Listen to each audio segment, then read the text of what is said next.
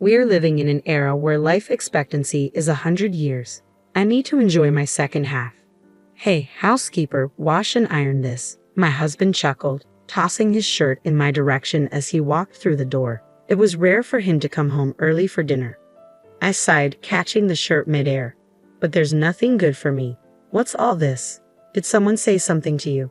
It's nothing new for my husband to treat me like a housekeeper, but it still stings when he says it so bluntly. However, it's too late to change him, so I swallowed my discomfort. Reeking of alcohol, my husband slumped into a chair at the dining table. Oh, it was the boss. We had a company party today, and he said that life is 100 years, so 50 is just the halfway point. I see, so it was the company's boss who planted that idea. My husband casually started picking at my dinner as he continued talking. Hey, housekeeper, I need more booze and some snacks. I had planned on having a simple meal since our daughter was working late and wouldn't be home. It seemed like my dinner would vanish in an instant. Could you please not eat that? I barely protested, but he ignored me. Resigned, I began preparing some snacks and extra food for myself. I'm Kayla, a 42-year-old office worker. It's been more than 17 years since I married my husband. Nowadays, he doesn't even call me by my name. He just refers to me as the housekeeper. It feels like from the beginning, he wanted a housekeeper, not a loving wife. I met my husband in a bar when he picked me up. At the time, I had recently undergone surgery for a uterine condition and could no longer have children. I had resigned myself to spending the rest of my life alone, focusing on my career. But then my husband approached me while I was out drinking with a friend. His light-hearted and lively personality charmed me, and he assured me it was okay that I couldn't have kids. I was moved, thinking he loved me, but I never imagined he only wanted a housekeeper and had no interest in having children. My husband, a frequent drinker, was out almost every night, so I had no idea he had a grown-up daughter. His daughter, Emily, was 9 years old when I first met him.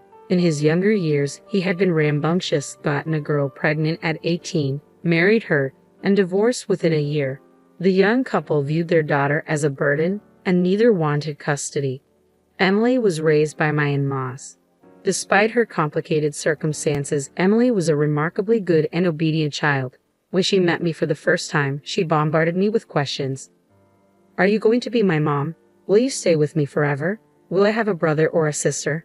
Her inquiries came one after another, leaving an indelible mark on my memory. In 4th grade, Emily understood that her family situation was different from that of other children, and she often seemed lonely. It was as though she believed that by my marrying her father, she could finally attain the normal, happy family life she longed for. I'm sorry, Emily. I love children, but due to my illness, I can't have babies. However, I promise to take good care of you, I assured her. I see. Yes, I understand. I'm happy you're my mom just for me. Emily smiled, her expression a mix of relief and pure adorableness. My in-laws had lavished attention on my husband during his upbringing, having had him late in life. However, their love for Emily seemed even greater as she was their only granddaughter. They held little regard for my husband, who treated their beloved granddaughter so poorly. At first, they worried I might follow in the footsteps of my husband's ex-wife and bring harm to Emily. Their feelings toward me were complex, but as elderly caregivers, they needed someone to look after Emily, and in that need, our interests aligned. I grappled with infertility, and in Emily, I saw the opportunity to fulfill my once-abandoned dream of motherhood. It didn't take long for Emily, hungry for affection, and myself, longing for a child, to form a bond akin to that of a real mother and daughter. Over time, my in-laws, initially wary, likely recognized my genuine affection for Emily. Through mutual understanding, a trusting relationship gradually blossomed. Though we were married, my husband quickly lost interest in family life. Once he used to spend his time drinking with friends, but as he aged and found it harder to charm women, he turned to frequenting hostess bars. Recently, there's this young, beautiful hostess who's taken a liking to me, he'd boast excitedly. Yet it was he who was infatuated with these young women. I grew increasingly repulsed by my husband, and my love for him dwindled rapidly. Still, I chose not to divorce him because of Emily. Life with her was filled with sweetness and happiness, and for her sake, I endured my husband's late-night returns, reeking of alcohol and hurling abuse at me. He never bothered to participate in any of Emily's school activities. so outsiders likely assumed we were a single mother and daughter. As I eagerly anticipated Emily's growth, time passed. Just the other day, Emily approached me and said, "Mom, there's someone I want you to meet." Emily was already 26. I knew she had a boyfriend, and his name popped up in our conversations now and then. But the day finally arrived when she wanted to formally introduce him. It was a moment I'd never forget. "Congratulations. I can't believe Emily's reached this age already. You've grown into such a remarkable young woman." I beamed with pride. The once anxious girl I met had blossomed into a confident woman who could share her genuine smile with me. We had truly forged a bond like that of a real mother and daughter. Those were truly joyous days. The man Emily introduced, a young man named Harley, proved to be wonderful. "Harley is an exceptional guy, isn't he? You've chosen well, Emily," I praised, to which Emily's expression turned complex. "He's nothing like my father, is he, Mom? You don't have to endure for my sake anymore. I want you to divorce my father and find happiness too. You're still young," she urged, her words carrying a mixture of concern and determination. That's true. In reality, Emily had long given up on her father and had been encouraging me to divorce him for some time.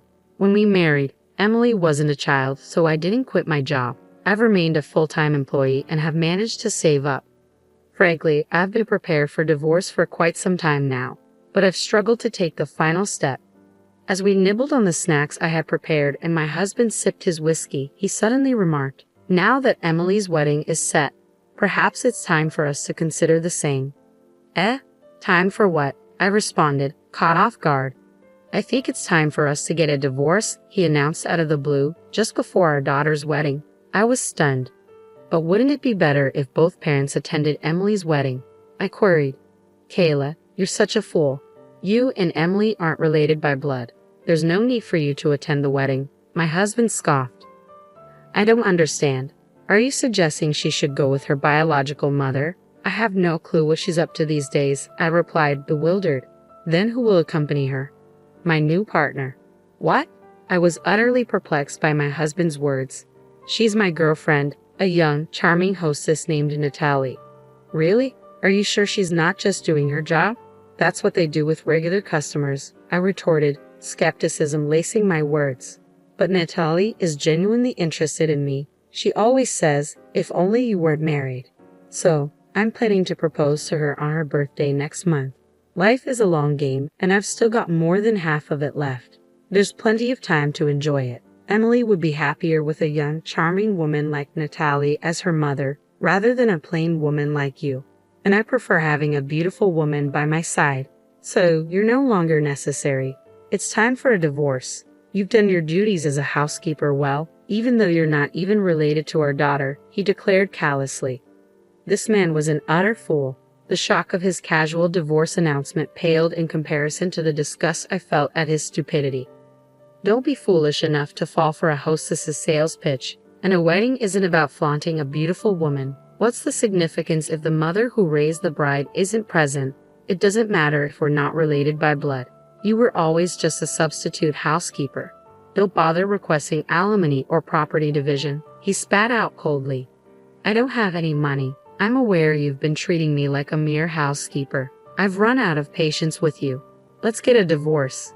It's time to sever ties with this sorry excuse for a man. I need to begin a new chapter in my life. There's no room for feeling troubled," I declared firmly, finally comprehending my husband's idiocy and feeling appalled by it simultaneously. "Very well, it's settled. I'm not heartless. You can remain here until Natalie moves in, on the condition that you continue to handle the household chores," he conceded. "Fine," I replied tersely. And just like that, our divorce was decided. The following day, I made my way to City Hall to obtain the divorce papers. In the evening, as my husband and I sat down to fill out the paperwork, our daughter returned home from work. When we broke the news of the divorce to her, she appeared perplexed. Her expression seemed torn between feeling relieved for me and pretending to be saddened. "What about my wedding? It would be awkward if both of you were there." "It's okay if only Mom attends, right?" Emily casually remarked, her words stinging, though my husband, oblivious to the hurt, assumed his presence was expected. "Don't fret, Emily. I'll bring the young and charming wife with me," he responded, oblivious to the hurt he caused. Emily discovered her dad's absurd declaration. What? Another wife besides Mom? Dad, have you been unfaithful? I didn't realize, but I guess I assumed no woman would be interested in you. Emily confronted her father sharply. It's not infidelity. Natalie is my main partner. Your mom was always just a maid. I never married her out of love, he retorted callously. That's terrible. I've said it before, but aren't you ashamed to reduce Mom to just a maid? Emily rebuked him. Enough. Why do you keep calling her Mom? She and I are divorced. She's a stranger to you now, he snapped back. What? My daughter was momentarily stunned. Her face flushed bright red as she exclaimed in a fluster, Wait, Dad, don't you remember? What are you talking about? What am I supposed to remember? Mom legally adopted me when you two got married. I was thrilled about it, and I remember it vividly. She's not a stranger to me, Emily explained urgently. My husband seemed puzzled by our daughter's revelation. Adoption? What does that mean? I can't believe it. You've completely forgotten. When you and I got married, I legally adopted Emily as my own daughter. Even without a biological connection, the law recognizes an adopted child as yours, I clarified, dismayed by his ignorance. Even after my explanation, my husband remained clueless. So, that's something that automatically ends when we divorce, right? No, it doesn't. The adoption is a separate legal matter from the divorce. It doesn't terminate unless it's legally revoked, and I have no intention of severing my parental ties with Emily, I clarified firmly. That's correct. I have no plans to sever my relationship with Mom either, Emily affirmed. What? You two must be joking. Nullify that troublesome thing, my husband demanded, clearly frustrated. No matter how much you fuss, it's determined by law. I was considering taking Emily in and raising her if it came to that, I stated firmly to my husband. Emily, aware that even if I divorced him, there was still a way for her to remain with me, encouraged me to pursue divorce for my own happiness. The following day, I submitted the divorce papers, and the divorce was finalized. Yet I still found myself residing in the house that held over 17 years of memories. There was much to sort out. Upon contacting both my parents and my husband's parents, they all supported my decision for divorce. However, my husband's parents emphasized the importance of securing alimony and dividing the property. They also advised selling the house to generate some income. Despite being their own son, they seemed exasperated by his treatment of their granddaughter and me. The following day, during dinner, my husband dropped a bombshell. Hey, I've decided to remarry you, he announced out of the blue. Emily and I exchanged wide-eyed glances. What?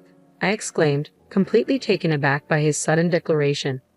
There was no sign of that young and charming Natalie at the bar today, my husband explained curtly. Emily and I exchanged puzzled looks, awaiting further clarification. Turns out, she quit her job and disappeared.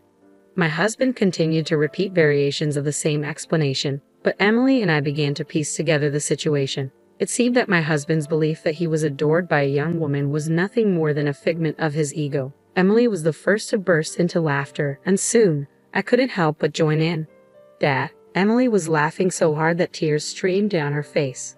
Well, is that so? I couldn't help but smile, at a loss for words. Though I had no idea who Natalie was, seeing my husband looking downcast was strangely satisfying.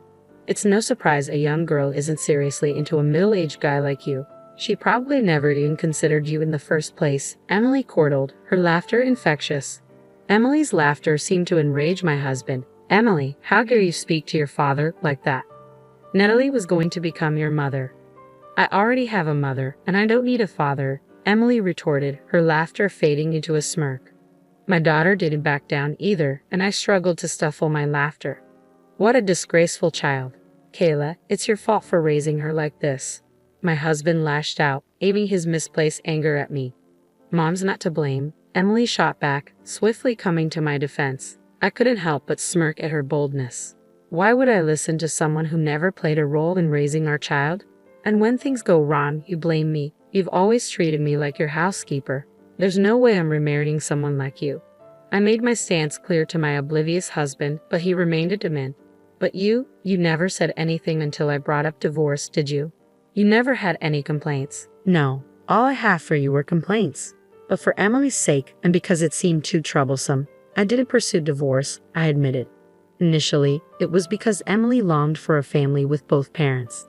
But after Emily gave up on having a father in her life, I somehow became accustomed to your emotional abuse. Finally, I realized I had to end this toxic relationship.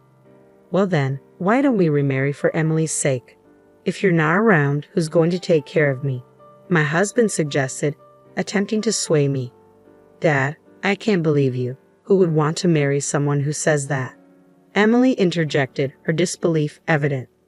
Ignoring Emily's protests, my husband persisted. Think about it, Kayla. Emily's building a new family. There's no point in us remarrying if Emily is not there, I countered firmly. Aren't you worried about being alone in your old age? If we're married, you'll at least inherit some of my wealth, he argued. I couldn't help but snort at his statement. Wealth? You don't have any savings, do you? I knew all too well that my husband, who spends most of his income recklessly, had no savings to speak of. Even if I don't, my parents do, don't they? They even have their own house, he retorted defensively. As expected, my husband was banking on inheriting from his parents, but he was being overly optimistic. The thing is, your parents are considering leaving their wealth to their granddaughter Emily, not you. They've even been consulting with a tax attorney about it, so I doubt much of the inheritance will come your way. Actually, I was the one who connected them with that tax attorney. I understand my in-laws' intentions quite well. What? My husband's expression suddenly fell. Kayla, you used to love me, didn't you? You won't leave me, will you? I couldn't help but chuckle at my husband's feeble plea. This man truly had a knack for foolishness. Why shouldn't I leave the man who cast me aside, deeming me unnecessary? I don't harbor love for someone who reduces me to a mere housekeeper. Oh, and by the way, your mother advised me to ensure you face the consequences. I'll be hiring a lawyer to pursue alimony and damages. I possess ample evidence of your emotional abuse, so I'm confident I'll prevail. You can settle the debt with the proceeds from selling the house. My husband fell into silence at my words. Dad, if you insist on demeaning Mom as a housekeeper, then you should provide her with proper compensation, divide your assets, and then remove yourself from our lives, Emily added sternly. At Emily's cutting words, my husband seemed momentarily poised to respond, but ultimately hung his head in silence. It was a fitting outcome for a man who had lived selfishly and was now rejected not only by me but also by his own parents and daughter. Listen, you're embarking on the next chapter of your life, aren't you? Let's truly bid farewell this time. Following through with our plans, I sold our former home, divided the proceeds, received a substantial sum for alimony, and began living independently near my daughter's residence. Although Emily had kindly invited me to live with her, I declined, not wanting to intrude on her newlywed bliss and preferring to relish my own peace and solitude. Thanks to his father's connections, my husband found himself living and working on a construction site somewhere. As for his current whereabouts, I have no clue. The catalyst for our divorce, my daughter's wedding, saw me and my in-laws in attendance, but notably absent was my husband. When I received a heartfelt letter from the bride expressing gratitude, saying, "Thank you for raising me like a real mom," tears of joy streamed down my face. I felt a sense of relief knowing I had successfully seen my daughter off into married life. Finally, genuine happiness was within reach, and each day held the promise of true enjoyment.